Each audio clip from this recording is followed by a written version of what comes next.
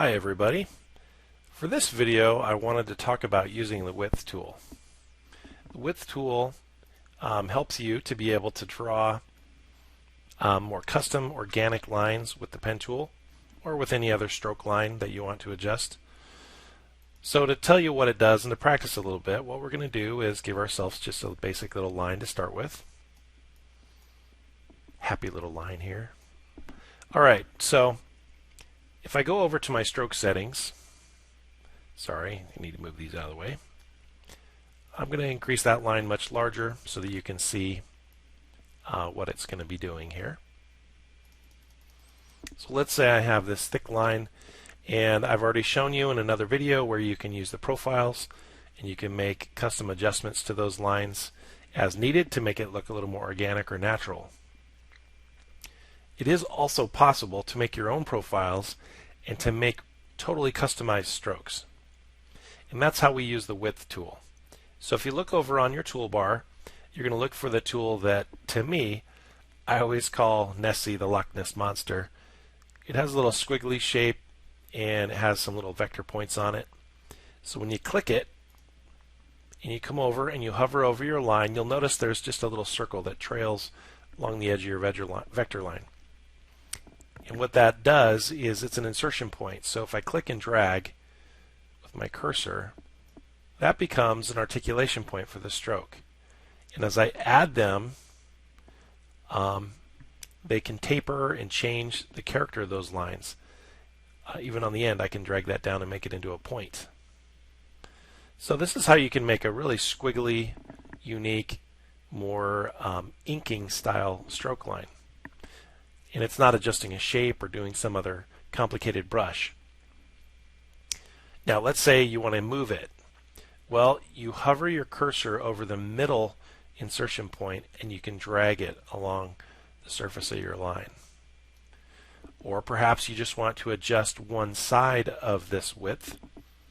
This is where we use the Option key. So if you hover your cursor over one of the circular endpoints, you press Option, and you can drag with the mouse just one side of that width. You can do it on either side, just however you like. Also, let's say you hover and you leave your cursor here over one of the circular endpoints. Watch what happens if your cursor is in place and you press delete. That removes it. So you have to be careful where you put your cursor for it to adjust and do the thing you want it to. But here again, if you need to remove one, just make sure that cursor is in the right spot, and then you press delete on your keyboard and it goes away. Alright, so I'm going to make this thing really wacky and weird. So let's say, hey, I want to reuse that thing. I want to use it over and over again. Well, if you come over to your profile on the stroke palette, by the way, if you don't see these options on your stroke palette, remember, you can always double-click the stroke tab and it will expand and collapse the stroke palette. And what you're looking for is the expanded options. Down here on the stroke palette, if you click on the profile button, over here on that side, there is Add to Profiles. There's a little arrow at the bottom. If you click that Add to Profiles, then that stroke profile becomes a new one available in your list. So what does that do for you? Well, let's say if I draw an entirely new line. Notice how the line has gone back to the typical line setting. I can go to that profile and select a new one. Didn't see much of a change, did you?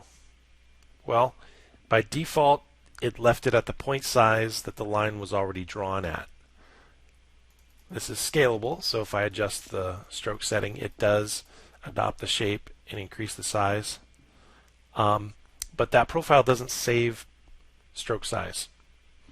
So there is one other place you can go to save this so that it's reusable.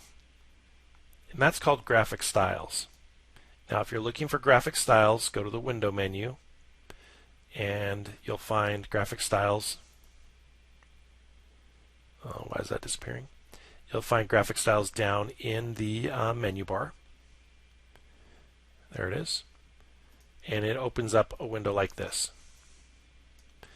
This is where you can store more than just stroke settings. I mean, you can store the entire character of your object and shape. Its fill, its gradient, its stroke size, its color, all those things can be stored here in a graphic style. But very simply for line quality, if you've spent some time building this little stroke, this little custom stroke, and you want it to preserve the size and scale, well, you can store it here. And actually, as I look at this, before I do it, I need to turn off the fill color. Right now the fill color is set to white, which would mess with my artwork if I was trying to draw just basic line art.